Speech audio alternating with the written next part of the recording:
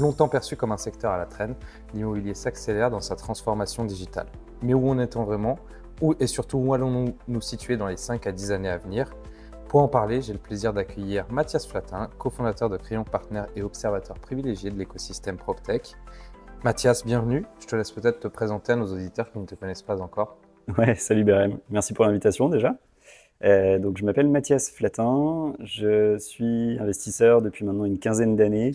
J'ai fait 13 ans de VC, je suis passé par BPI France, par Ciparex, l'équipe Xange de VC, et ensuite par Axeleo Capital en 2020 où j'ai eu la chance de m'associer pour monter un fonds dédié à la PropTech, qui était le premier en France et un des premiers en Europe. Ça faisait déjà 2-3 ans que je m'intéressais à ce domaine en tant que VC. Et j'en suis parti il y a 2 ans pour monter Crayon Partners, qui est le premier investisseur en Europe de l'Ouest destiné aux stratégies immobilières qui sont innovantes. Donc c'est plus du VC, on n'investit plus dans les startups, on investit vraiment dans des actifs immobiliers qui sont opérés par des startups. Et ces startups ont vocation à l'opérer de manière innovante, à le commercialiser de manière innovante pour aider cet immobilier à faire face aux changements sociétaux majeurs. Ok, j'ai vu que tu avais fait des études financières. Du coup, qu'est-ce qui t'a amené un petit peu de ce côté financier au secteur immobilier, du coup, derrière, devenir VC? C'est très itératif. J'ai pas eu de parcours préétabli. Je suis parti en école de commerce parce que je trouvais que la fac m'avait pas fait faire assez de stages. Je suis parti à Rennes parce que je connaissais pas la Bretagne. Ce que je savais, c'est que je voulais travailler avec des entrepreneurs parce que c'était des gens qui me fascinaient. Et j'ai découvert qu'on pouvait travailler avec des entrepreneurs et être très proche d'eux si on les finançait. Et plutôt en haut de bilan, en fonds propres, parce que là, on est dans des boards, parce que là, on partage vraiment leurs douleurs, même si on est toujours un petit peu plus loin. Et l'immobilier, c'est quelque chose que j'avais au fond de moi depuis longtemps, mais plutôt du côté bricolage, retaper des maisons. C'est quelque chose qui m'intéresse sur les matériaux, sur la manière de faire, sur la beauté de ce que c'est qu'un vrai actif patrimonial. Et finalement, quand j'ai vu en 2015 qu'on appelait ça Property Technologies aux US, que ça commençait à arriver en Europe, qu'il n'y avait personne positionné dessus, qu'aucun VC savait en parler, j'ai décidé de me positionner là-dessus en me disant que j'allais enfin faire le métier que j'aime avec une stratégie d'investissement qui me passionne. Et ça a donné lieu à ce fonds PropTech et ça a donné lieu à Crayon Partners. Ok, super intéressant. Est-ce que tu pourrais nous en dire peut-être un peu plus sur Crayon Partners, nous le pitcher peut-être en 1 minute top chrono. On inverse les rôles cette fois-ci. Ouais, Tu as souvent été dans le rôle inverse, donc je t'en prie. je vais essayer. Ouais. Crayon Partners, c'est une équipe qui est assez unique parce que tu combines deux profils extrêmement différents dans les cofondateurs. Thibaut Weston-Smith, qui déjà a la qualité d'être à la fois britannique et français, donc très multiculturel, et qui est un pur produit de l'immobilier, de l'investissement immobilier anglo-saxon. Il a travaillé à Washington, à Londres, il a travaillé en Afrique sur des stratégies immobilières très significatives en taille, mais aussi assez innovantes. Et un VC, moi-même. Et c'est en travaillant ensemble sur des startups dans lesquelles on avait investi pour nos équipes respectives. En France, par exemple, on a co-investi dans Beanstalk, dans Check and Visit, qui sont deux belles PropTech françaises, qu'on s'est aperçu qu'il y avait un manque. Certaines de ces boîtes avaient besoin d'acheter des actifs immobiliers pour les opérer de manière innovante. Et il n'y a aucun investisseur immobilier qui était prêt à les suivre parce que trop petit ticket, parce que stratégie trop innovante et que l'innovation, quand on est investisseur immobilier, on n'aime pas trop changer les formules qui marchent, qu'on maîtrise, dont on sait quel cap rate ça va générer. Et donc on s'est dit qu'en combinant ces deux expertises, le VC allait chercher les meilleures équipes, analyser l'humain, c'est ce que c'est faire un VC, la meilleure équipe sur la meilleure stratégie, sur le meilleur territoire en Europe de l'Ouest. Et ensuite, investisseurs immobiliers allaient pouvoir monter des opérations immobilières avec cette startup qui vont générer des TRI, de ce qu'on appelle value add, donc 15, plutôt 20% de TRI sur des stratégies qui restent d'acheter de l'immobilier, donc assez peu risqué par rapport à ce qu'on fait en VC. Ouais, ok, bon, donc c'est clairement aussi, là, tu as tout le côté risk management que vous opérez sur ces sujets-là et en même temps, il y a un risque un peu plus sécuritaire, qu'on va dire, qu'une boîte classique parce qu'il y a quand même du patrimoine, il y a de l'immobilier en collatéral, on va dire. Et du coup, ça permet d'avoir un bon mix. C'est ça un petit peu la réflexion que vous avez eue? Ouais, je pense qu'aussi la réflexion qu'on a eue, c'est qu'on était dans une phase où le VC se prenait une sacrée claque. Il y avait eu énormément de capitaux depuis 2014. 2020, il y a eu le Covid qui a freiné tout le monde, mais on est reparti, quand tu regardes les stats, encore plus fort que 2019. Il y avait beaucoup trop de capitaux, des boîtes qui n'étaient pas du tout compatibles avec un modèle VC qui dit dans 5 ans, je dois avoir fait x10, et qui levaient quand même des 5 millions d'euros sur des valos démentes. Et à un moment donné, à côté de ça, tu as des bons entrepreneurs classiques qui montent une PME et qui vont faire beaucoup plus de perfs financières, qui vont monter une boîte beaucoup plus stable que des gens qui ont fait un énième SaaS sur je ne sais quoi, que ces tendances qui étaient hyper vaporeuses de Web 3.0,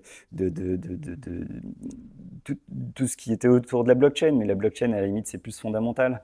Mais toutes ces tendances, en fait, faisaient des boîtes qui cramaient beaucoup d'argent et pas grand-chose. Et à côté de ça, tu avais ces modèles, OpCo-PropCo, comme on les appelle, donc des startups, OpCo, qui achètent de l'immobilier à travers une foncière, une PropCo, qui, elle, n'était pas du tout finançable par des VC, parce que c'est un modèle trop lent, parce que les capitaux de VC ne doivent pas servir à acheter de l'immobilier, mais qui pourtant peuvent faire de très belles histoires entrepreneuriales sans aucune pression de temps, et surtout sans que le fondateur se dilue à son capital, puisque nous, on lui apporte des capitaux dans une foncière, et cette foncière va générer du chiffre d'affaires. Et en fait, sa croissance, il va la faire grâce à ce chiffre d'affaires, de la manière la plus saine possible. On grossit sa boîte, soit en levant des fonds à l'extérieur, soit en faisant du chiffre d'affaires. Ben, nous, on lui propose de faire du chiffre d'affaires. Et on a trouvé que dans ce contexte un peu de désillusion d'une partie du VC, c'était une nouvelle manière de faire grossir de belles boîtes innovantes dans l'immobilier, ce modèle OpCo-PropCo. Ok, et donc c'est un petit peu ce que tu dis, c'est voilà, ouais, c'est vrai qu'il y a eu beaucoup d'argent qui a été injecté, 2020 qui a un peu freiné, on a eu l'impression monétaire qui a injecté encore plus d'argent derrière sur 2021, et puis derrière on a senti un petit peu les fonds qui ont levé le pied, notamment post-2022, donc on a eu une année 2023 assez difficile sur les levées, 2024 aussi assez compliqué, donc selon toi aujourd'hui, bah, comment se porte un petit peu l'innovation dans l'immobilier, où est-ce qu'on en est? L'innovation dans l'immobilier, le problème qu'elle a eu, c'est que quand cette crise est arrivée, contrairement à la fintech qui était déjà extrêmement mature, contrairement à plein d'autres champs qui étaient déjà bien prouvés, la proptech était encore un peu à l'âge de l'adolescence, quoi, où elle savait pas trop quelle direction elle allait prendre, ce qu'elle allait vraiment être. Euh, et ça a quand même mis un grand coup d'arrêt dans les levées de fonds et donc dans l'innovation potentielle. Tu as des grosses boîtes assez connues qui plantaient en disant la PropTech est morte, ce à quoi je ne crois pas du tout, parce qu'on construit toujours de l'immobilier sous forme de prototype et c'est pas du tout possible avec les pressions démographiques qu'on a, avec tous les challenges sociaux, environnementaux. Donc tout ça a mené à un coup d'arrêt, mais moi, quand j'étais dans des boards à l'époque de certaines PropTech européennes, finalement, mon retour, c'était si tu survis à cette période, à cette traversée du désert qu'on s'apprête à faire pendant quelques années, on ne sait pas combien, là, ça fait déjà 2 ans, par contre, t'en sortiras extrêmement fort. Donc, fais attention à tes capitaux, ne crame pas trop d'argent. De toute façon, l'immobilier, c'est des temps longs, mais ça a toujours été ça. Mais en plus, avec cette crise, tu vois que dans certaines verticales, tu as des concurrents qui sont allés au tapis en quelques mois, et tu en as d'autres qui ont réussi à traverser ce désert. Et là, on voit les premiers signaux, ça repart. Et ces boîtes-là, on voit effectivement qu'elles ont appris à rendre leurs moyens très efficients, à rendre leur marketing très efficient, qu'elles comprennent pourquoi elles vendent et qu'elles ont finalement profité de ce timing le plus difficile possible pour faire des ventes. Et quand le contexte va s'améliorer, bah, les ventes deviendront de plus en plus faciles. Et du coup, quand on dit que le secteur IMO est un secteur en retard, pour toi, c'est un cliché ou c'est la réalité? C'est une énorme réalité. Avant, la personne était malade et refusait d'accepter qu'elle était malade. Aujourd'hui, la personne s'est rendue compte qu'elle était malade. L'immobilier te rend compte qu'il y a peut-être des traitements, il y a peut-être des choses à regarder, il y a peut-être des choses à essayer. Donc il y a des équipes innovation dans les grands groupes qui commencent à être écoutées, alors qu'avant c'était un peu le troublion qui proposait des gadgets à des gens qui faisaient des choses sérieuses et qui n'avaient pas le temps pour ça. Et surtout qui, à juste titre, ne voulaient pas gripper la machine.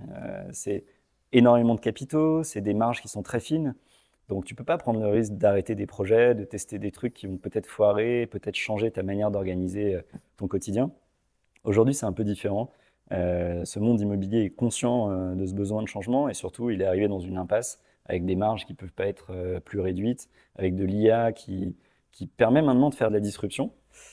Tu peux avoir des petits acteurs qui disruptent grâce à l'IA, ce qui n'était pas le cas avant avec les modèles SaaS. Tu étais quand même obligé de passer par ces acteurs immobiliers traditionnels. Donc, on est un peu dans l'étape 2 finalement. Cette crise, elle a eu le, le- le- le bénéfice d'apporter cette prise de conscience aussi qu'on peut faire les choses un peu mieux et de donner la chance à certaines technologies, à certaines équipes aussi de maturer, d'apprendre de cette première cohorte PropTech. Et maintenant, finalement, schématiquement, tu as une deuxième cohorte PropTech qui est en train d'arriver, qui capitalise sur toute la courbe d'apprentissage de la première, qui a fait 2017, on va dire 2022. Et on sent que c'est des entrepreneurs on en parlait tout à l'heure au café, qui parlent à d'autres entrepreneurs qui ont vécu des difficultés, qui leur font leur retour d'expérience. Et ça, ça ne peut être que bon pour la suite. C'est vrai, c'est vrai. Enfin, moi, je fais le parallélisme un peu avec ce qu'on a vécu chez nous. C'est vrai que quand on est arrivé au début avec tout ce qu'on voulait faire, etc., les gens nous disaient très bien, bon, tu sais, moi, mon entreprise, elle fonctionne, j'ai pas besoin de plus, ça roule, etc. Et c'est vrai que, bah, au fur et à mesure, avec la crise immobilière, bah, là, on a commencé à se tourner et se dire, ah bah, ça marche plus, merde. Bah, qu'est-ce qu'on peut faire? Et là, bah, attends, il y a des petits jeunes qui m'ont raconté un truc un peu sympa, on pourrait peut-être l'essayer, c'est peut-être le moment. Donc c'est vrai qu'on sent que de plus en plus, et comme tu dis, c'était un peu une traversée du désert, je pense, pour beaucoup de startups, d'entreprises, parce que bah, du coup, les acteurs, de un, n'étaient pas voués à vouloir se transformer forcément, étaient en début de crise et donc se disaient, je vais pas cramer de cash, Mm. et donc je sais pas jusqu'où je vais. Et puis là, on sent bah, que ça va un peu mieux quand même. On voit jusqu'où on va. Je pense qu'on a touché un petit peu le fond. Et que là, on est plutôt en tendance de remonter, même si c'est pas incroyable, mais les chiffres montrent qu'on a un petit peu plus de transactions, que le marché est un peu moins en panique, etc. Et du coup, bah, ça m'amène derrière sur un sous-secteur, selon toi, de l'immobilier, qui est le plus avancé dans sa digitalisation, et puis vice-versa, un autre secteur de l'immobilier qui n'est pas encore assez avancé. Moi, je le place sur la chaîne de valeur de l'immobilier.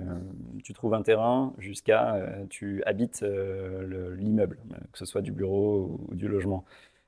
Plus tu remontes tôt dans la chaîne de valeur, moins tu as d'innovation vraiment éprouvée et sur le terrain. Parce que c'est de plus en plus difficile à mettre en œuvre. La robotique de construction, il y a plein de boîtes hyper intéressantes qui s'y intéressent. En réalité, construire un immeuble, si tu as déjà passé de l'enduit sur un mur, tu te rends compte que c'est très dur à faire avec un geste de robot, qu'on n'en est pas du tout encore là. Et plus tu vas vers l'aval de la chaîne de valeur, donc les transactions, la data que tu connais bien, plus tu as des outils que maintenant tout le monde commence à utiliser. Et tout l'enjeu, justement, c'est de ne pas être trop gourmand dans la disruption, parce que dès que tu racontes quelque chose de trop innovant, trop avancé en immobilier, malheureusement, tu t'éloignes justement de ce pragmatisme de moi, j'ai une boîte à faire tourner, j'ai des opérations immobilières, j'ai des terrains, j'ai des gens qui montent des murs, et je peux pas prendre le risque de changer toute cette organisation juste pour mettre une petite tech, même si elle me fait gagner 5-10%. Donc tout l'enjeu, c'est quel que soit le niveau dans la chaîne de valeur, c'est d'arriver finalement à ne pas déranger cette organisation, ce workflow, et à juste apporter des plus. Je peux prendre un exemple d'une boîte que j'ai accompagnée qui utilise les flux vidéo sur les grues, qui existent déjà. Il y a déjà des caméras de sécurité qui récupèrent ces flux vidéo, donc ils ont pratiquement même pas besoin d'aller sur le chantier pour installer leur système, et qui, avec de l'IA, analyse tout ce qui se passe, time les choses, euh, gère les litiges, puisque finalement il y a un horodatage, donc tu as une preuve de bon, est-ce que les mecs sont vraiment venus sur le chantier ce jour-là ou pas, est-ce qu'il neigeait vraiment ou pas. Euh, donc il faut arriver à ne pas déranger cette chaîne de valeur pour vraiment faire les meilleures innovations. Ok, sur les dernières années, du coup, selon toi, un petit peu, bah, quels usages digitaux se sont vraiment imposés? Je pense que tu as du SaaS quand même un petit peu à droite et à gauche. Tu as surtout beaucoup de data, parce que l'intérêt, c'est que la data, elle prend pas une forme particulière. Elle peut arriver à l'intérieur de logiciels qu'on a déjà, elle peut arriver dans un nouveau logiciel, elle peut arriver à travers des objets, du hardware. Donc je pense que le plus important, c'est que maintenant, ce métier, il est très outillé en data. Euh, Après, l'enjeu, c'est de réunir toute cette data et d'arriver à l'abstraction de haut niveau, d'en faire quelque chose de beaucoup plus, de beaucoup plus impactant sur les opérations. Donc c'est peut-être ça. Et puis, comme on sait tous, l'IA aussi arrive très fort. Et ce qui est intéressant, c'est qu'elle arrive par l'utilisateur. Donc ça laisse pas le choix aux entreprises, pas d'autre choix que de s'organiser pour la faire passer à une échelle entreprise et pas rester dans un truc de je me suis installé un chat GPT sur mon ordi et ça me crée de la productivité, mais j'ai des flux de données très privées, confidentielles qui partent dans d'autres pays du monde et c'est inacceptable. Donc ça arrive de ce côté-là. Maintenant, en termes de robotique, en termes de nouveaux matériaux, il y a énormément de choses intéressantes. Le plus dur, c'est de leur donner leur chance pour qu'elles soient testées et surtout, une fois qu'elles soient testées, qu'elles passent vraiment à un déploiement à grande échelle. Ouais, bah du coup, ça m'amène à une question. Donc là, on se situe plutôt en France, mais du coup, toi, tu as opéré sur d'autres pays aussi, tu as une vision un peu plus large. Du coup, selon toi, est-ce qu'on est en avance en France ou vice-versa? Bah, est-ce qu'on n'est pas forcément en avance? Et quelle zone géographique est la plus avancée selon toi sur la PropTech? Sur l'Europe, Ouais, l'Europe, c'est hyper intéressant parce que tu fais 500 km, 200 km et tu es dans un autre pays avec un autre paradigme. On parlait tout à l'heure avec ton équipe de l'Allemagne. On regarde énormément de choses dans les énergies renouvelables en Allemagne parce qu'en Allemagne, c'est soit le fossile, soit le renouvelable. Ils n'ont pas eu l'idée de prendre du nucléaire comme nous il y a 50 ans et c'est devenu notre force. Enfin, en tout cas, c'est mon point de vue. Donc finalement, à chaque fois que tu traverses une frontière, tu as un mode de fonctionnement d'un marché qui est différent. Et je peux te donner l'exemple de ce qu'on fait au Royaume-Uni. On a monté un fonds au Luxembourg qui s'appelle Crayon Jaune. On met des couleurs, c'est hyper simple. Crayon Jaune au Luxembourg investit en Angleterre dans des stratégies d'accession à la propriété. On a regardé les mêmes stratégies en France, en Allemagne, en Espagne. Le marché n'est pas le même. Par exemple, en France, on a des taux fixes quand on emprunte. La totalité des crédits immobiliers sont à taux fixe en France. Au Royaume-Uni, c'est exactement l'inverse. Il y a peut-être 2-3% de taux fixe, tout le reste, c'est du taux variable. Ce qui fait qu'avec la crise de taux qu'on vient de vivre, tout le monde s'est retrouvé avec des crédits immobiliers impossibles à honorer, s'est mis à revendre les actifs, il y a eu une chute des prix dingue, plus de transactions du tout. Donc un impact de cette crise de taux que tout le monde a connue, qui a été très différent entre la France et entre le Royaume-Uni. Et c'est pour ça que nous, on lance cette stratégie au Royaume-Uni, parce que c'est là-bas que le problème est le plus important, que l'âge moyen d'accession à la propriété à Londres est de 43 ans. Tu es déjà à la moitié de ta carrière professionnelle et tu n'es toujours pas propriétaire.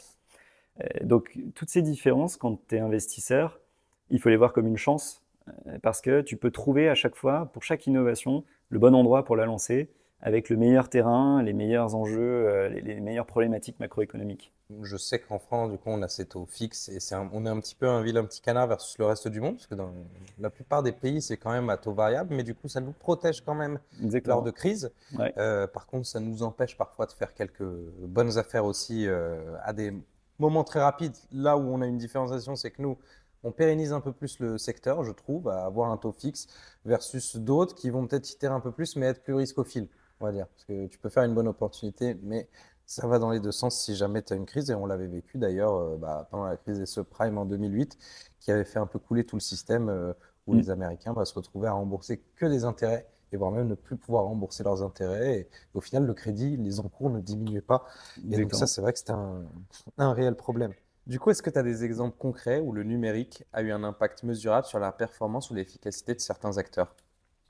Euh, je pense qu'on n'en a pas assez, honnêtement. On peut raconter toutes les histoires de grands groupes qui testent des choses.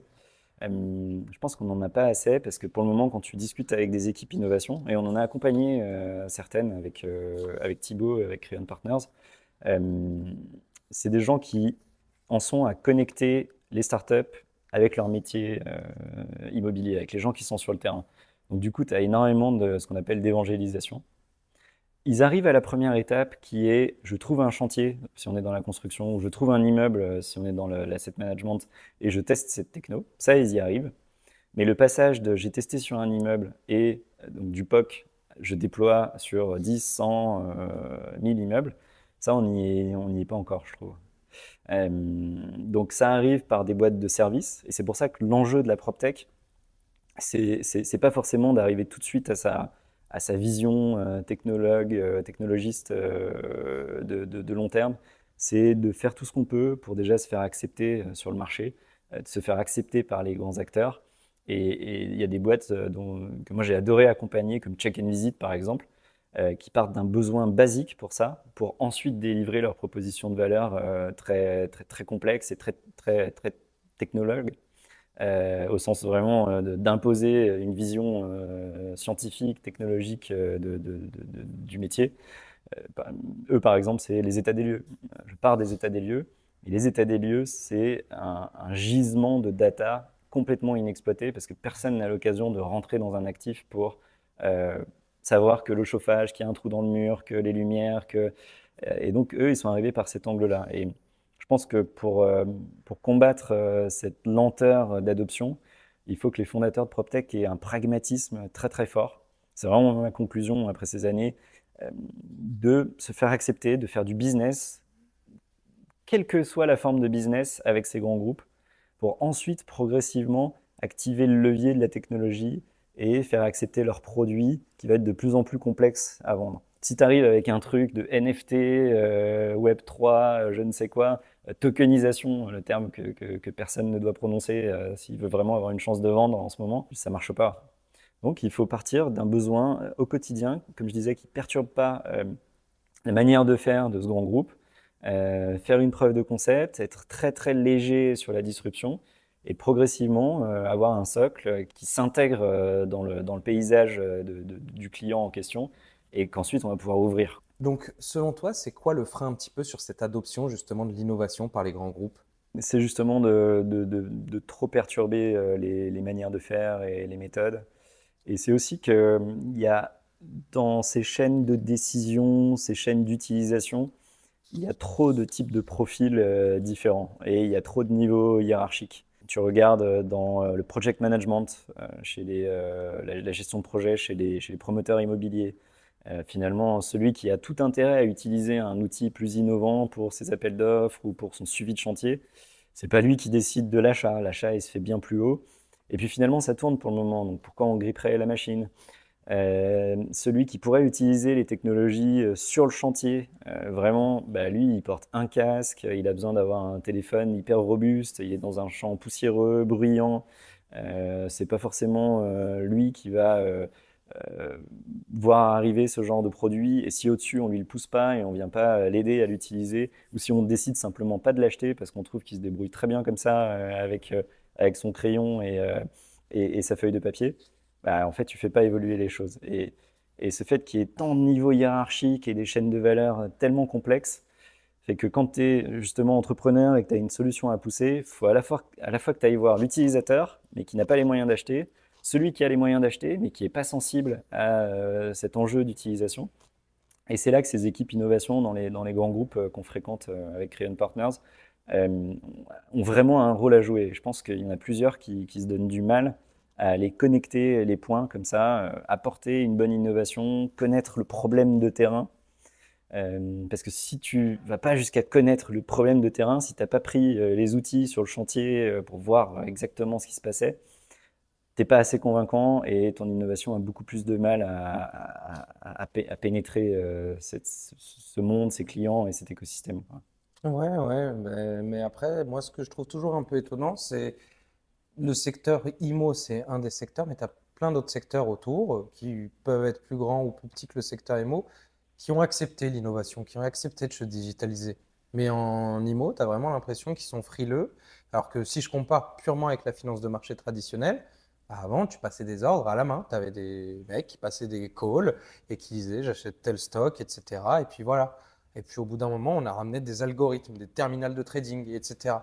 Ça a été adopté. Alors qu'en IMO, bah, c'est vrai que tu sens qu'ils sont un peu plus frileux. Et pour toi, c'est simplement du coup une question hiérarchique. Parce que pour moi, on a le même parallèle sur la finance de marché tradi, où tu vas avoir tout un tas de décideurs avant d'arriver et puis de faire voter ton truc au niveau d'une banque institutionnelle.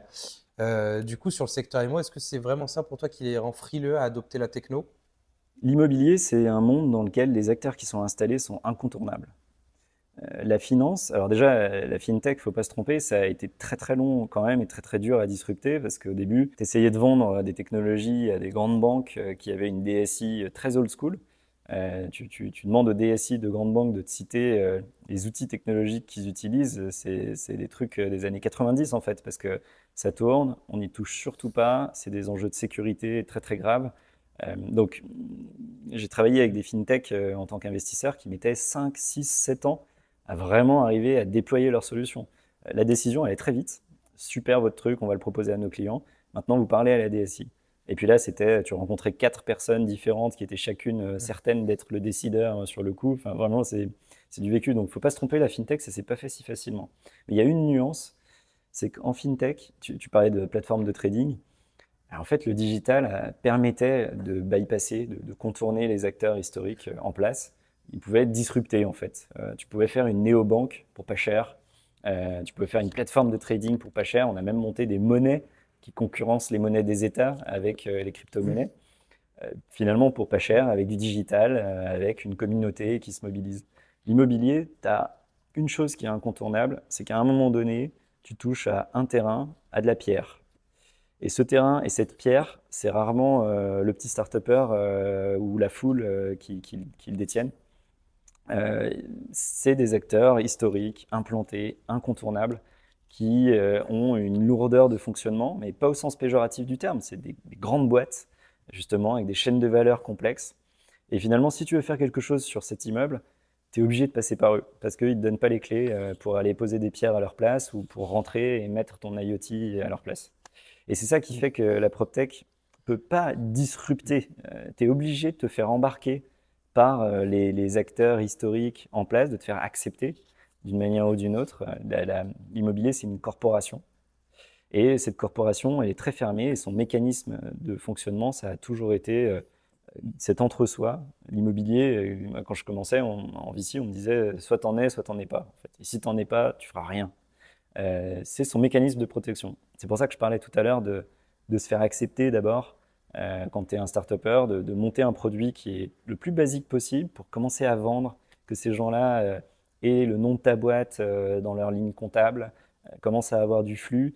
Et puis finalement, d'un rendez-vous à l'autre, tu leur proposes quelque chose d'un petit peu plus innovant et de manière graduelle, plutôt que la disruption, quoi.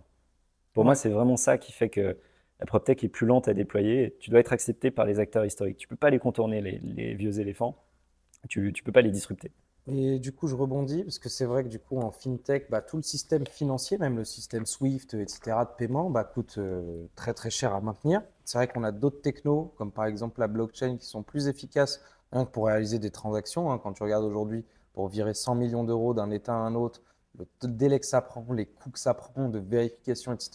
Alors qu'en crypto, tu signes une transaction, tu peux envoyer un montant tel qu'il soit en quelques secondes. C'est vrai qu'il y a quand même des écarts. Et pourtant, bah, on ne décide pas de se lancer complètement sur la blockchain, alors qu'on pourrait très bien demain lancer, même si tu as pas mal de projets qui te pitchent ça, bah, tu as quand même ce côté, pour moi, ouf, c'est quand même risqué, ça tourne de notre côté.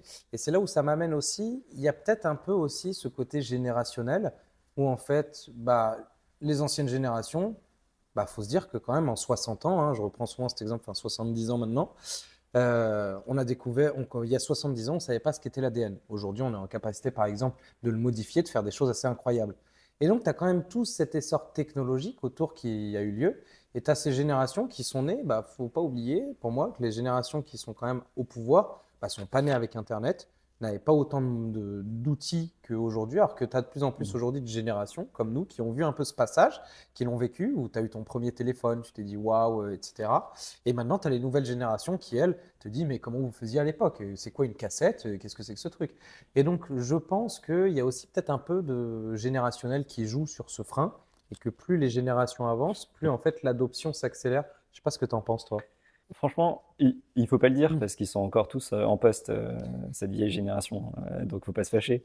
Et puis, parce que aussi, tu en as qui se donnent du mal, justement, pour faire confiance à des petits jeunes en dessous d'eux, pour justement aller au contact de ces startups, faire quelque chose. Donc, il ne faut pas tous les mettre dans le même panier.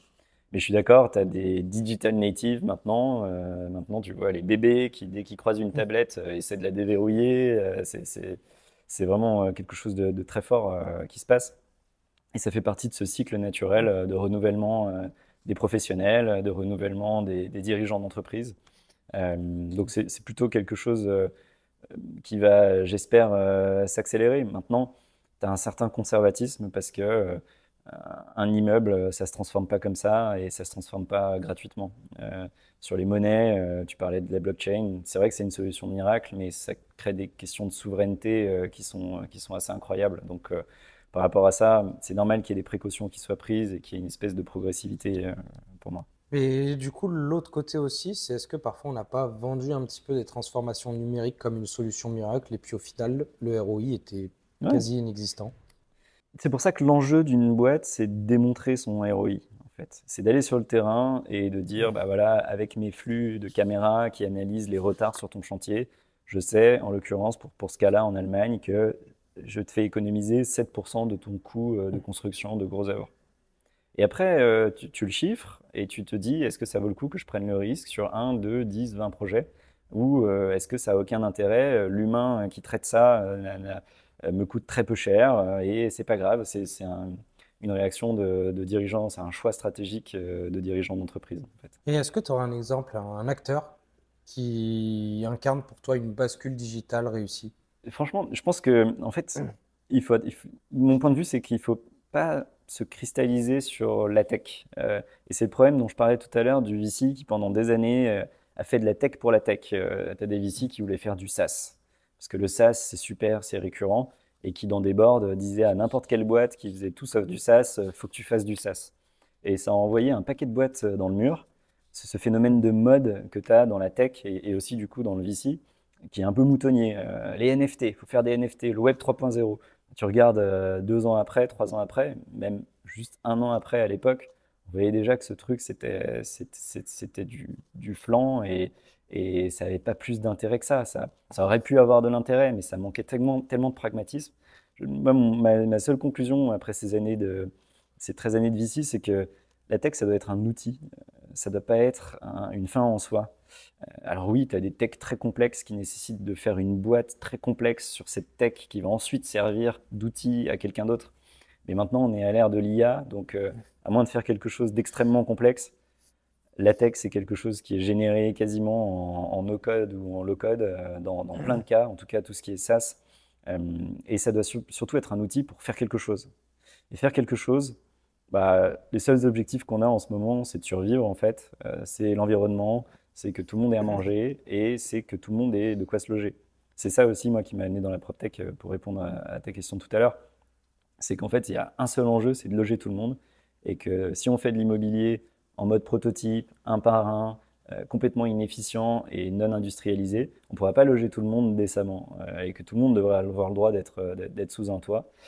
Donc là, dans la PropTech en général, à partir du moment où tu te mets dans un paradigme où la technologie, c'est un outil pour répondre à des problèmes qui sont sociétaux, là, tu trouves un business. Parce que tu restes un peu plus agnostique d'un point de vue technologique, en fait. Tu n'es pas en train de vendre une technologie plutôt qu'une autre. Tu es en train d'essayer de répondre à un problème. Et tu acceptes aussi, et il faut que les VC, les investisseurs en général, acceptent. En fait,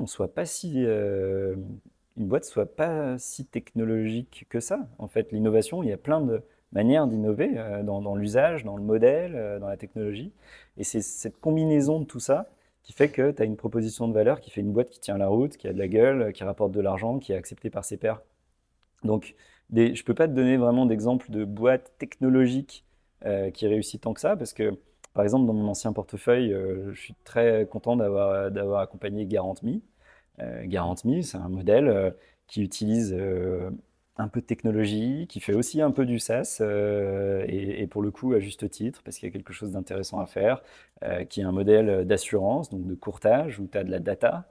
Et c'est ce tout qui fait que cette boîte-là a une croissance dingue et réussit très bien dans un domaine hyper compliqué. Donc il y a quelques exemples, mais ça part pas de la technologie, ça part des hommes et des femmes qui ont essayé d'abord d'adresser vraiment un problème, quoi, et qui ne sont pas partis de j'ai une technologie, super, voilà ce que je vais en faire. Et dans la phase de désillusion, pardon, ma réponse est longue, mais je pourrais t'en parler des heures, c'est Non, mais c'est vraiment intéressant. dans la phase de désillusion du monde de la startup là, ces dernières années. Tu as plein de startups qui étaient plus financées parce qu'on se rendait compte qu'en fait, elles avaient été surfinancées et qu'on ne savait plus payer les valos pour aller au tour suivant sur ce genre de sujet qui était trop niche. En fait, ce qui s'est passé, c'est que on a aussi compris du coup que tu as des gens qui développaient des techs pour des techs et qui ne savaient pas ce qu'ils allaient en faire, dans quel marché, dans quel secteur ils allaient utiliser ces techs. Et finalement, quand on s'est dit, bon, bah, il y a l'IA, l'IA, ça remplace quand même énormément de toutes ces boîtes tech. ils se sont tous retrouvés avec un outil tech moins bien que l'IA qui venait d'être créé et à essayer de trouver des champs d'application pour se différencier. C'est-à-dire qu'eux-mêmes sont venus sur une thématique en se disant finalement, puisque l'IA fait le même produit que nous, bah, notre produit, il faut qu'on le vende sur un besoin de génération vidéo, sur un besoin très précis. Ils sont arrivés à cette conclusion à cause de l'IA, grâce à l'IA, que la tech, c'est pas une fin en soi. En fait, ce qui compte, c'est quel problème tu vas aller régler. Et si c'est un problème qui a du sens sur le plan sociétal, c'est mon point de vue, bah là, pour le coup, tu as de l'avenir, en fait. Et du coup, est-ce que tu aurais un cas d'échec d'une transformation numérique d'un grand groupe, justement, qui n'a pas fonctionné et la raison? La raison, c'est, je ne donnerai pas de nom, mais la raison, c'est l'équipe innovation qui n'est pas écoutée par le COMEX. Et là, tu parlais de génération tout à l'heure. C'est vrai que la génération, il y a des contre-exemples. Vinci est un très bon exemple. C'est encore des générations plutôt de nos parents qui dirigent, mais ils ont cette écoute, cette forte proximité avec l'innovation. Ils lui donnent des moyens. Et je pense que ce qui fait que ça rate, c'est justement l'équipe innovation qui est vue comme les troublions, les blagueurs, ceux qui apportent des gadgets.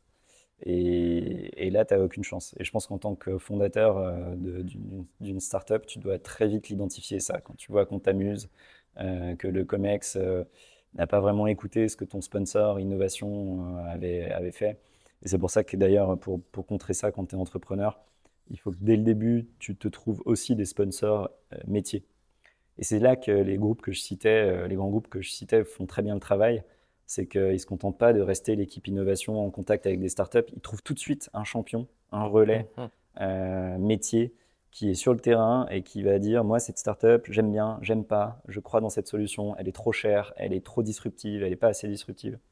Et c'est ça qui fait que ça marche. Donc les grands groupes ou les entreprises en général qui essaient d'innover et qui foirent, c'est justement parce que il n'y a pas assez de sensibilité à l'innovation dans la direction générale, euh, ou une équipe innovation qui a juste pas assez de moyens pour se faire entendre.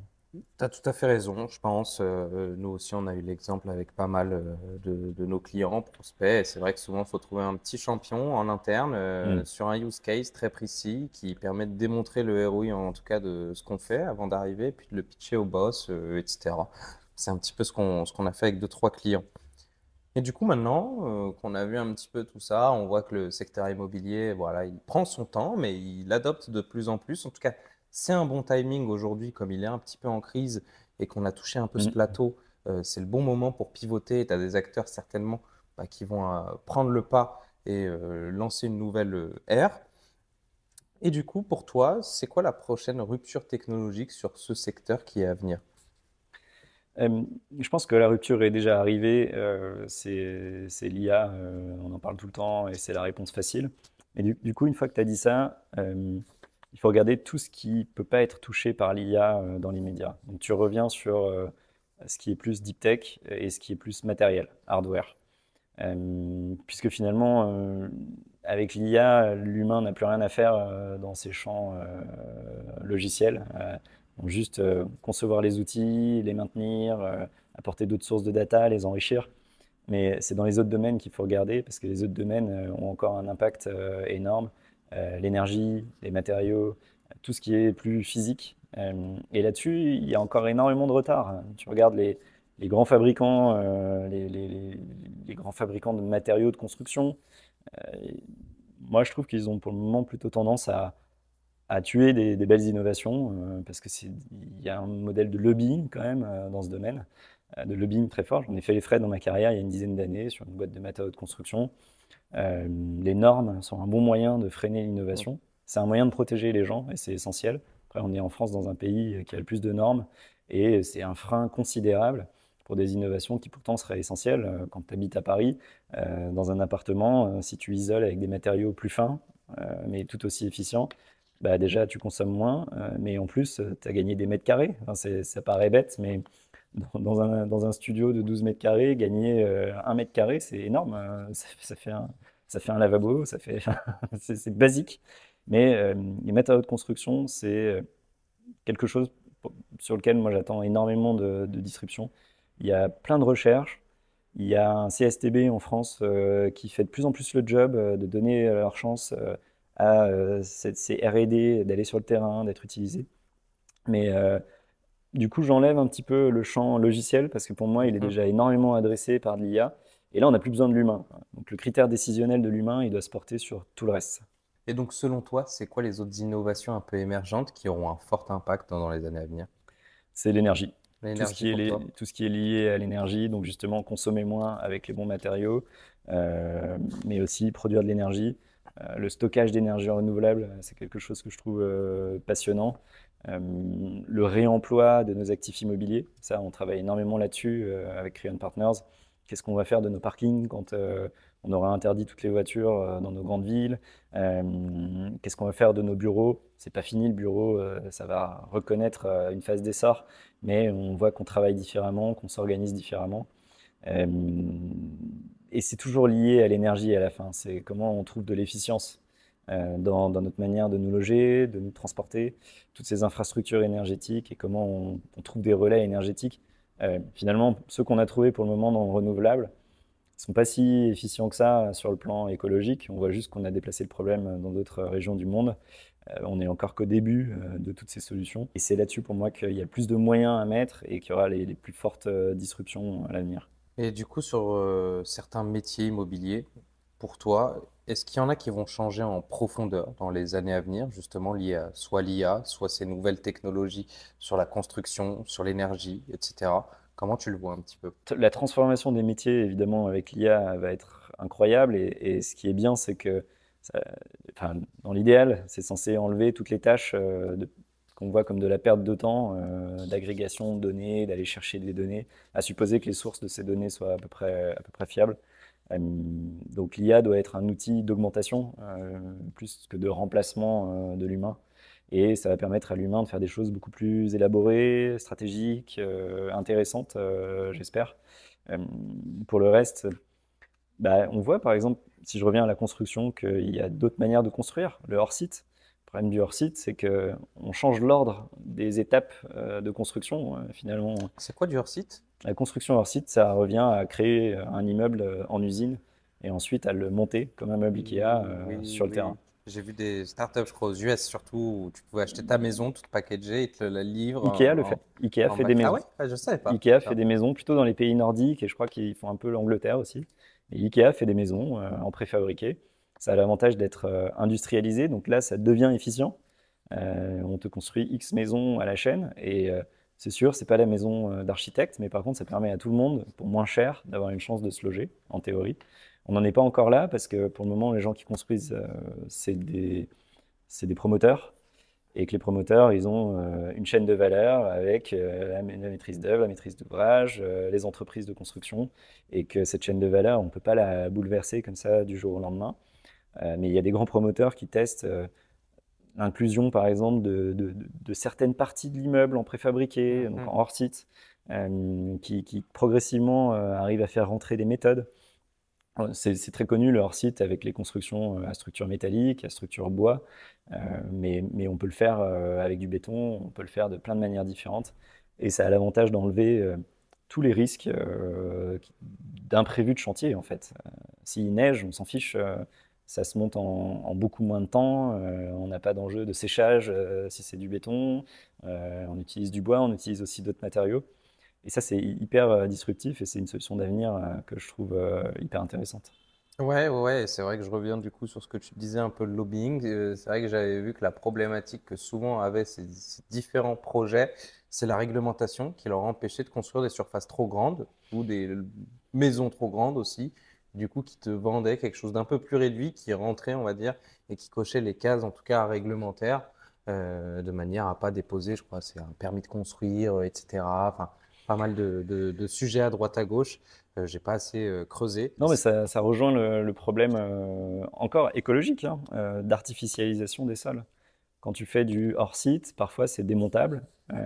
Tu viens pas couler une belle chape de béton qui va Ouais. empêcher tout le développement de la vie dans le sol. Donc, combattre l'artificialisation des sols, c'est aussi construire des logements qui vont être par contre beaucoup plus denses. C'est vraiment exploiter la verticalité pour éviter d'avoir des problèmes d'étalement urbain, d'artificialisation des sols, d'embouteillage, de pollution. Donc, toutes ces nouvelles méthodes de construction, elles se heurtent effectivement à des lobbies sur les matériaux. Il y a des matériaux de construction éprouvés qu'on veut continuer à vendre, même si finalement ils sont pas si efficients que les autres solutions qui arrivent, pour la santé des gens qui posent d'ailleurs ces matériaux, pour la santé des gens qui vivent dans ces matériaux. Et puis c'est la même chose dans la manière de construire, et ça c'est de la planification urbaine, c'est aux municipalités en fait de s'ouvrir à ça, de demander plus de projets comme ça dans les appels d'offres. Et là aussi, il faut du lobbying. Et finalement, la corporation immobilière qui se protège grâce à ces lobbies et grâce à ce mode de fonctionnement très rapproché entre une multitude de parties prenantes qui se connaissent et qui se font confiance depuis longtemps, bah, elle doit maintenant faire face à une corporation de PropTech. Et c'est ce qui m'intéresse le plus dans la PropTech, avec cette première cohorte et cette deuxième cohorte maintenant de startups qui commencent à arriver, c'est qu'il faut arriver à créer cette corporation.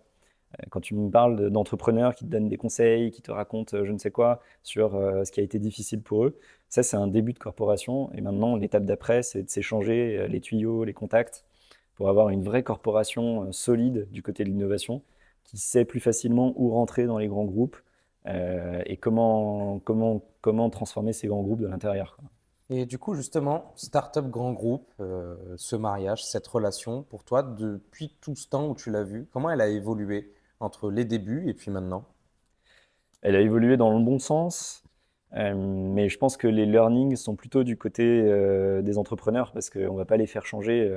Ces grands groupes, ils vont changer à leur rythme de toute façon. On peut penser bypasser, raccourcir les process. De toute façon, ils vont changer à leur rythme.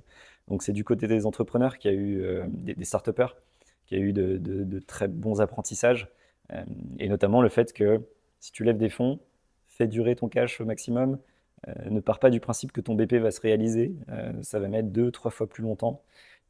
Et à partir de là, tu as une chance de t'en sortir, parce qu'en fait, ton acte de vente avec le grand groupe va de toute façon être beaucoup trop long. Ce ne sera pas forcément lui qui va acheter, c'est peut-être le suivant, le prospect suivant. Et donc je dirais que ça évolue dans le bon sens, mais que c'est surtout le modèle de start-up qui était plutôt un modèle de disruption, d'agressivité, de développement très rapide, qui a dû apprendre avec ses premières cohortes PropTech qu'en fait, en immobilier, ça marcherait de toute façon pas comme ça. Il fallait faire sa place, durer dans le temps, se faire accepter, ne pas trop disrupter, et puis petit à petit tirer sur le levier de la disruption. Et ça impacte la manière d'entreprendre, ça impacte la manière de financer ça quand on est VC. On finance pas un VC PropTech, il n'a pas la même stratégie, la même manière de voir les choses qu'un VC FinTech ou qu'un VC qui est dans du e-sport ou dans plein d'autres domaines différents, parce qu'il ne peut pas disrupter. Donc il y a une autre manière de faire les choses. Et du coup, c'est quoi les erreurs que tu vois encore aujourd'hui par des startups? C'est vraiment ça, c'est la gestion du temps. On a un écosystème incroyable d'entrepreneurs en Europe et en France encore plus, je pense, en termes d'ingénierie, en termes de recherche. Le gros problème, c'est de ne pas assez prévoir le vrai worst case, c'est de se mentir à soi-même, de se dire qu'on va lever 5 millions d'euros, et en fait, en PropTech, il n'y a pas assez de gens qui regardent ça, qui regardent ce sujet-là, encore moins depuis la crise, donc ça aura beaucoup de mal à arriver.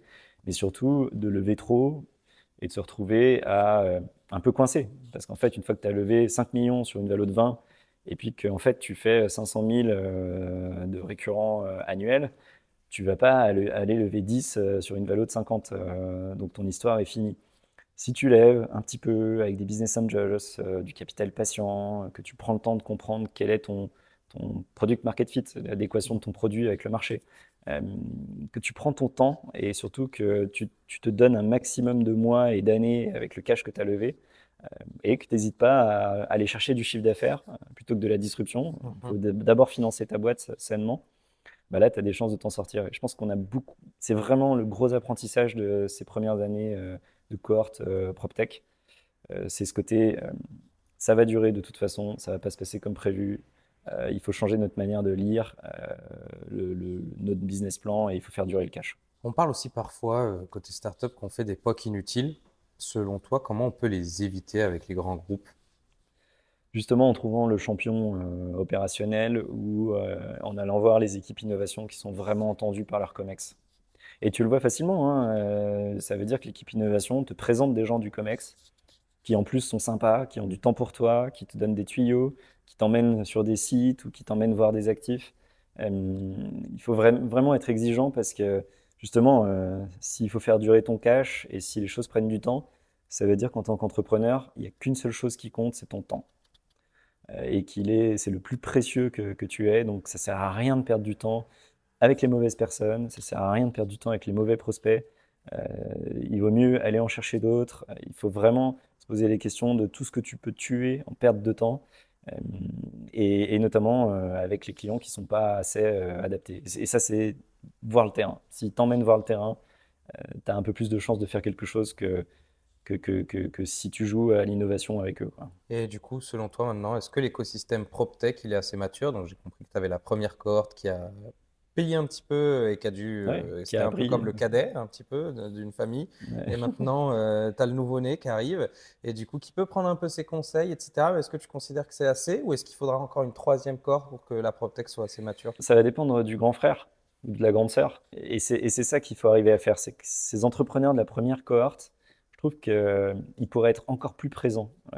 Tu vois, Thomas est venu, Thomas est hyper impliqué, Thomas Venturini dans l'écosystème PropTech, c'est super. Et il en faut plein des comme ça en fait.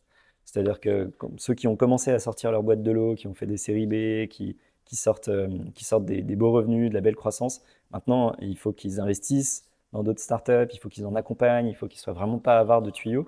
Parce qu'en plus, c'est ce petit frère qui vient t'aider dans la bagarre plus tard, quand il sera devenu plus costaud. C'est cette corporation face à la corporation immobilière qu'on est en train de créer. Donc, et ça marche aussi bien pour ceux qui ont réussi que ceux qui n'ont pas réussi.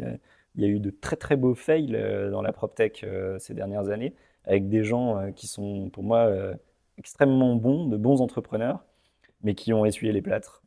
Et comme dans la startup, tu as majoritairement une part de chance. Et tout le travail que tu fais, c'est finalement une trentaine de pourcents de ton succès à la fin. Le reste, c'est il y a le Covid ou il n'y a pas le Covid, il y a le bon client qui t'a vu ou pas, tu l'as bien pitché ce jour-là parce que tu étais bien luné ou pas.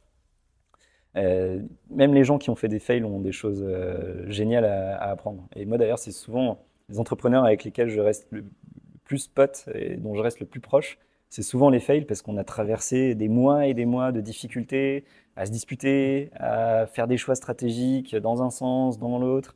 Donc les boîtes qui ont pivoté et réussi ou les fails, c'est là que tu as le plus d'apprentissage. Super. Bah, écoute, merci pour tous ces insights et puis ta vision. Merci pour En l'invitation. général, à la fin du podcast, je fais un petit jeu de questions rapides pour essayer de te connaître un peu mieux.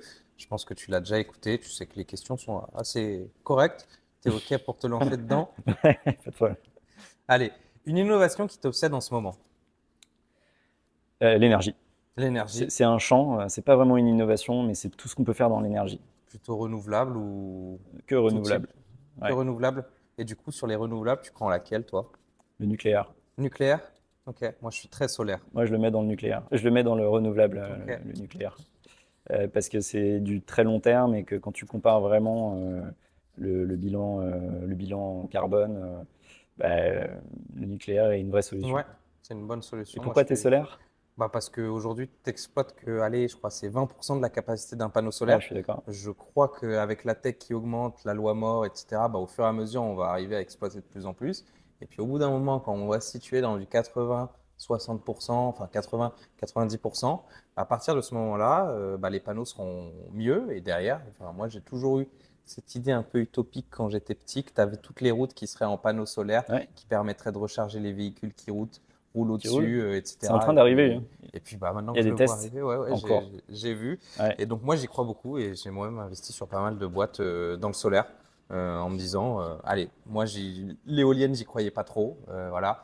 Le barrage hydraulique, trop de conditions. Le solaire, tu peux le mettre n'importe où en fait. Ça Mm. fonctionnera. Voilà. Le Et, barrage, ce qui est bien, c'est que ça fait du stockage. Et dans l'énergie, moi, ce que je trouve intéressant, c'est ça, c'est le stockage. Le solaire, ouais, tu perds énormément de rendement si tu c'est stockes ça. pas. C'est ça. Donc, tes lumières et tes appareils, tu les lances pas forcément quand il y a du soleil. Donc, il faut cette mémoire tampon entre Ouais. les deux. Et c'est technique, c'est très capitalistique. Mais c'est vrai que ça va démultiplier le rendement dans le renouvelable et encore plus dans le solaire. Rendez-vous dans quelques années pour voir où est-ce qu'on en sera. Un secteur hors IMO que Sur tu ton trouves. portefeuille, surtout. On va voir où tu en es dans tes investissements. Tu as des noms à donner? J'ai aux US SolarSun qui s'est pas très bien comporté, mais sur lequel, mais ceci T'as n'est pas appris un conseiller en investissement, etc. Vous connaissez le pitch. Et puis après, quelques petits trucs, mais je pourrais te les partager après? à la fin du Ok. podcast. Ouais. Un secteur hors IMO que tu trouves ultra inspirant? Moi, j'ai toujours été fasciné, je ne sais pas si je suis inspiré, mais j'ai toujours été fasciné par le e-sport Ok. et par cette génération à laquelle j'appartiens pas, qui est capable de regarder des gens jouer pendant des heures. Parce que moi, je jouais beaucoup aux jeux vidéo quand j'étais ado et on se volait la manette en fait.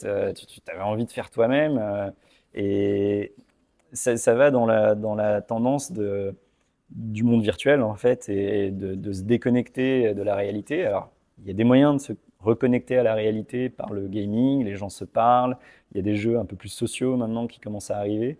Mais je suis assez bluffé par le fait que tu des prix en dizaines de millions d'euros maintenant pour des gens qui gagnent des compétitions, j'ai rencontré des équipes à l'époque où elles se fondaient, les équipes de e-sport, où en fait tu as un entraînement de niveau sportif de haut niveau, en fait, pour être joueur e-sport. Et je suis curieux de savoir, je dirais pas que je suis fasciné, mais je suis curieux de savoir ce que ça va devenir, ce truc-là. Ouais, moi je pense que pour rebondir, c'est que ça devient de plus en plus complexe en fait le e-sport. C'est qu'au début, on va dire les jeux étaient un peu plus simples parce que voilà, c'était les premières technologies, tu avais quatre boutons et puis un truc un peu pixelisé et puis tu jouais. Et puis maintenant, plus on avance, plus en fait tu as de la complexité dans le jeu, des combos, des touches, des mécaniques de jeu plus complexes. Et donc en fait, bah, là où avant tu avais vraiment envie de jouer, bah, parfois en fait tu prends la manette sur un jeu et tu vois que tu es complètement nul comparé Ouais. au mec Ah bah, qui, en tu te fais fait, massacrer par un enfant passe de 8 ans. exactement. Et du coup, tu te dis, bon, bah attends, je vais plutôt regarder deux mecs très forts jouer. Et là, c'est intéressant. Ah, je savais pas qu'on pouvait faire ça dans le jeu. Et tu le vois sur pas mal de choses. Mais c'est vrai que c'est vrai que tu as ce côté aussi qui change. Moi, je l'ai vécu pour le coup. Je voulais toujours jouer. Et ah, bon, maintenant, je regarde aussi parfois des potes Tu jouer, regardes? Ouais, etc. Ouais. ouais. Ok. Moi, j'ai trouvé l'excuse de c'est pas ma génération, je suis trop vieux. Et comme ça, le problème est réglé. Bon, Mais moi, c'est vrai que j'ai vu arriver les fonds d'investissement dans ce domaine. Enfin, on a vu arriver les dizaines de millions d'euros de prix annuels. ouais. Ce marketing du sport appliqué aux jeux vidéo est vraiment intéressant. Un conseil qu'on t'a donné et que tu appliques encore. Il y en a plein parce que j'ai eu la chance d'avoir des super mentors qui étaient toujours là quand j'avais un besoin ou quand j'étais en difficulté ou en questionnement. Et je pense qu'il y en a un qui m'a le plus marqué, c'est que dans la vie, il faut savoir ce que tu vaux et ce que tu vaux pas. Et que l'erreur de plein de gens, c'est de savoir que ce qu'ils valent. Et du coup, de jamais accepter ce qu'ils ne valent pas. Et je ne dis pas que je suis à 100% de réussite là-dessus, je suis complètement imparfait, mais par contre, j'essaie d'être conscient de ce que je ne vaux pas. Parce que comme ça, quand j'y suis confronté, un, je l'accepte plus vite et je le laisse derrière moi. Et deux, je me refocalise sur là où je suis bon et ce que je peux faire de bien et là où je vais réussir. Une tendance dans la PropTech que tu trouves surestimée. Un petit peu la réalité virtuelle, même si j'espère que j'aurai tort. Tous les investisseurs immobiliers te diront un immeuble, faut aller le voir. Thibaut, mon associé qui fait ça depuis 15 ans, te dira le moindre petit appartement, le moindre, faut aller le voir. Il y a des trucs que tu vas comprendre en étant sur place. La tokenisation, c'est une super solution, c'est hyper intéressant. Mais avant de parler de tokenisation, déjà, tu as le crowdfunding qui permet de financer des actifs de manière fractionnée. Tu n'as pas besoin de faire des trucs hyper compliqués. Tokenisation, c'est un outil. Tu as plein d'exemples. Mais je pense que c'est parce qu'on est dans cette phase hype du cycle de Gartner où tout le monde vend des trucs comme l'impression 3D à une époque, des trucs qui sont encore mal positionnés et on cherche le besoin, comme la crypto au début et la blockchain. Bah, sur la tokenisation, le gros avantage pour moi, qui suis assez, on va dire, présent dans l'écosystème blockchain, c'est surtout que tu peux l'appliquer à de la DeFi. Et en fait, bah, tes biens immobiliers, bah, tu peux les collatéraliser, prendre de la dette, avec cette dette faire d'autres opérations, Mm. bah, ce que tu ne peux pas faire si tu ne les tokenises pas en fait. Et derrière, tu as un marché aussi qui est un peu plus liquide. Donc Tu ouais, es en avant on liquide, avait bien ouais. le crowdfunding, mais avec mes parts de crowdfunding, aujourd'hui, je peux rien faire dans le système classique, on va dire. Mm. J'arrive et même si j'ai ça, on va me dire c'est joli, mais T'es collé à un actif. voilà. Alors que côté crypto, bah, j'ai mes assets, mes buildings, enfin, mes parts de building, hein, je ne suis pas encore à ce stade-là, je les mets et puis derrière, je peux emprunter de la dette, avoir un health factor et faire des choses en fait. Et donc, c'est aussi ça un peu que je trouvais très intéressant. Moi, j'ai beaucoup mis chez Realty, je pense que tu Ouais, as ouais, peut-être ouais. entendu parler. les Jacobson, qui ont fait un très bon projet, qui essaie d'être répliqué un petit peu par quelques acteurs français, mais qui exploitent beaucoup moins la blockchain et plus un truc waouh, je trouve, sur notre sol que ce qu'ils font eux de leur Et côté, non, quoi. là où je te rejoins, c'est que c'est un. Apparemment, les gens qui ressortent de la plus-value des cryptos, finalement, sont pas si innovants que les générations d'avant, puisqu'ils veulent tout de suite les mettre dans des actifs beaucoup plus stables et beaucoup moins risqués. Ouais. Et il n'y a pas encore de solution pour eux, pas suffisamment. Il y a Realty, et il y en a quelques-uns qui sont en train de se créer en Europe, qui sont hyper intéressants aussi. Mais c'est un canal de collecte de fonds en immobilier qui n'est pas du tout touché par les acteurs historiques et qui, j'espère, devrait exploser avec toutes ces plus-values qui sont faites, tous ces retours sur investissement dans les cryptos. Une boîte que tu suis de près.